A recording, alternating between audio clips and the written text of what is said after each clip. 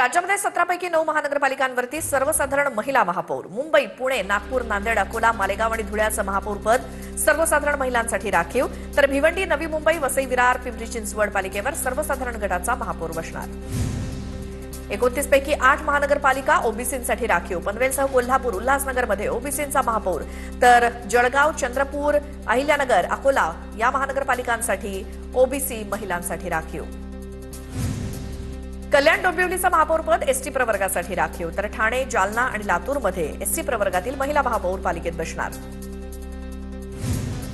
मुंबई महानगरपालिकेच्या आरक्षण सोडतीवर ठाकरे शिवसेनेचा आक्षेप सोडत ठरवून काढल्याचा किशोरी पेडणेकरांचा आरोप. एसटीच्या चिठ्ठ्या का टाकल्या नाहीत, किशोरी पेडणेकरांचा सवाल. एसटी आरक्षणाबाबत ठाकरे गटाचे आक्षेप नियमबाह्य. नगरविकास राज्यमंत्री माधुरी मिसाळांचं स्पष्टीकरण. मनातील आरक्षणासाठी ठाकरे गटाचा आक्षेप, तर पेडणेकरांना प्रत्युत्तर. महापौर पदाचं आरक्षण सोयीनुसार केलेलं आहे. मुंबई ठाकरेंच्या शिवसेनेनं घेतलेला आक्षेप खरा आहे. या संदर्भात ठाकरे पक्ष कोर्टात सुद्धा जाईल असं चित्र. पेडणेकरांनी घेतलेल्या आक्षेपावर वडेट्टीवारांची प्रतिक्रिया. महापौर आरक्षण सोडत ही नियमाप्रमाणेच काढली आहे. भाजप नेते आशिष शेलार यांचं उत्तर. महायुतीचा महापौर मुंबई महानगरपालिकेवरती डौलानं बसेल, शेलारांची प्रतिक्रिया. तर राजकारणामध्ये काहीही घडू शकतं. मुंबईवरील प्रश्नावर उत्तर देताना बाळा नांदगावकरांचं सूचक वक्तव्य. तर कल्याण डोंबिवली स्थानिक पातळीवरती निर्णय घेण्यात आलाय तशी मुभा होती, नांदगावकरांचं स्पष्टीकरण.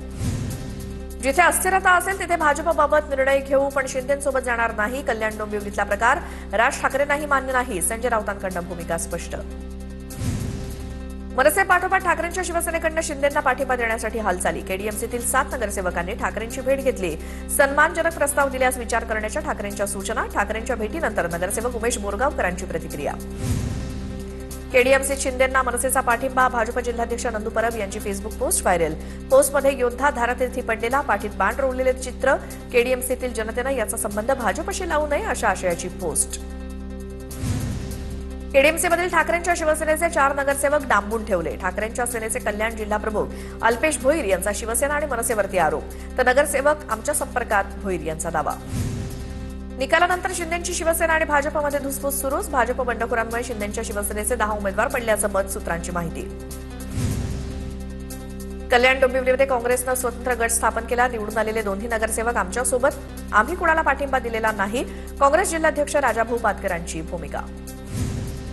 गट नोंदणीनंतर पक्षांतर बंदी कायदा लागू होण्याची शक्यता किंवा पक्षांतर बंदी लागू होण्याची शक्यता. गटप्रमुखाचा आदेश डावलल्यास नगरसेवक पद धोक्यात येणार. पक्षाचा आदेश डावलून मतदानाच्या वेळी वेगळी भूमिका घेता येणार नाही.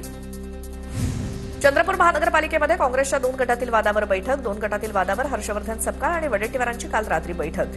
बैठकीदरम्यान धानोरकरांनी सपकाळांशी फोनवरून चर्चा केल्याची माहिती. एका गटाला महापौर पद तर दुसऱ्याला स्थायी समिती अध्यक्षपद, सूत्रांची माहिती. पुण्याच्या मावळमध्ये जिल्हा परिषदेत यंदा तिरंगी लढत. भाजप आणि शिंदेची शिवसेना एकत्र लढणार. तर अजित पवारांची राष्ट्रवादी आणि आरपीआयची युती. मावळमध्ये महाविकास आघाडी एकत्र.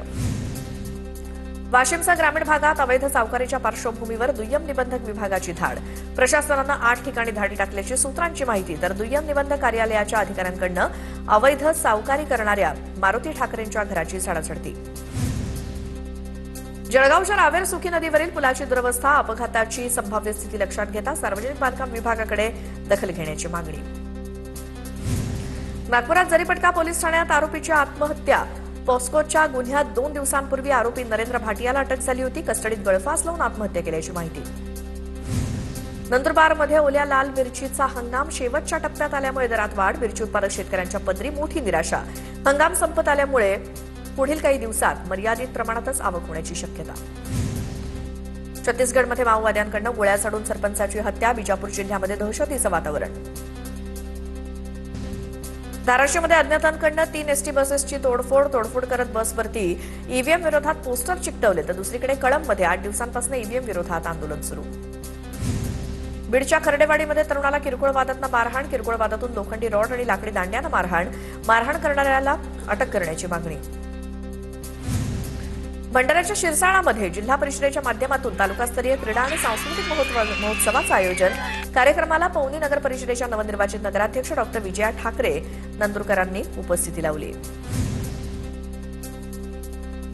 वाशिमच्या कोट्यवधी रुपये खर्चून तयार करण्यात आलेल्या खंडाळा ते आडोळी रस्ता अवघ्या काही महिन्यातच खड्डेमय.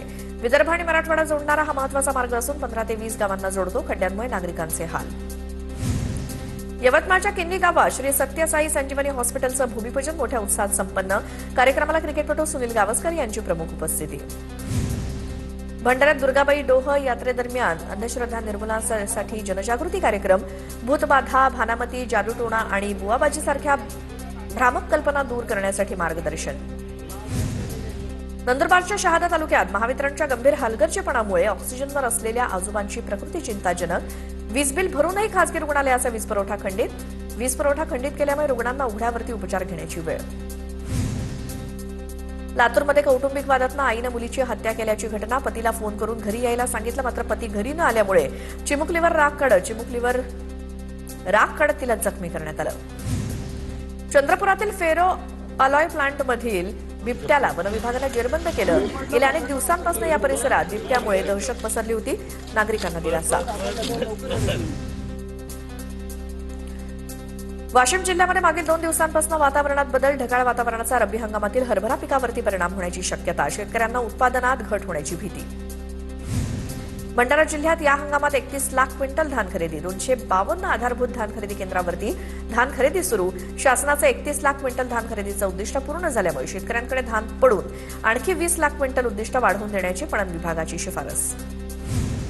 वाशिम जिल्ह्यामध्ये काही ठिकाणी युरिया खताचा कृत्रिम तुटवडा निर्माण झाल्याचा शेतकऱ्यांचा आरोप. कृषी सेवा केंद्रावरती मागणी करूनही अनेक ठिकाणी शेतकऱ्यांना खत न देता परत पाठवलं जात असल्याच्या तक्रारी. रब्बी हंगामात गहू, हरभरा या पिकांसाठी युरिया अत्यंत आवश्यक.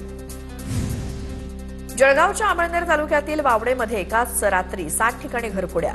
रोख रक्कम, दागिन्यांसह लाखोंचा ऐवज लंपास झाल्याची माहिती. ग्रामस्थांमध्ये भीतीचं वातावरण. विदाऊट तिकीट प्रवास करणाऱ्यांवरती रेल्वेच्या नांदेड विभागानं कडक कारवाई करत महसूल संरक्षणात उच्चांक गाठला.